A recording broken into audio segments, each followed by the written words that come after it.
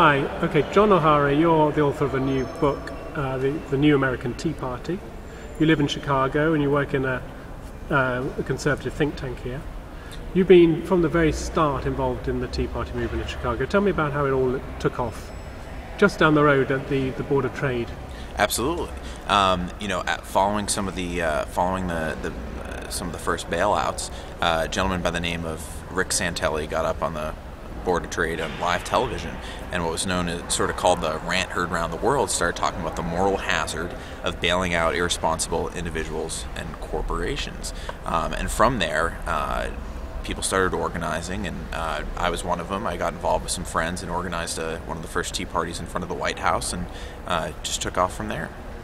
And how big has it got now, even in Obama's hometown? Oh, it's absolutely enormous. And even just the first tax day tea party that we had in 2009 had 5,000 to 7,000 folks show up and take off time from work and use their lunch break to come out, just pouring in from all parts of the city to be a part of the rally.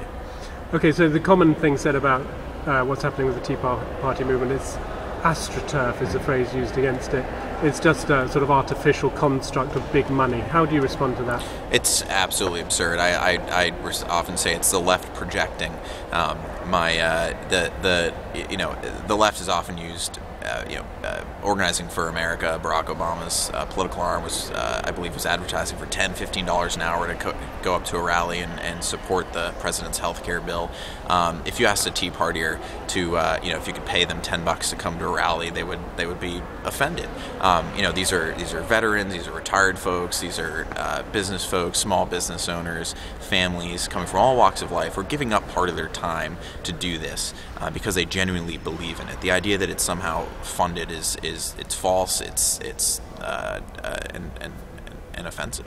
And do you see this as a counter-revolution?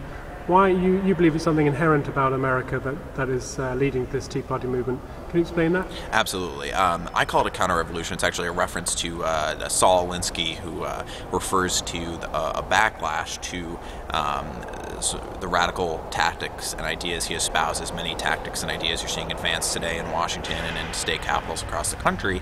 I refer to the Tea Party movement as a counter-revolution. It's as an instinctual backlash, really something woven into the fabric of Americans, that when you see government getting too big and doing too much, really the radical expansion of the size and scope of government that you've seen over the past two administrations in this Congress, that they stand up and do something and assert their liberty to keep them in check. Thank you.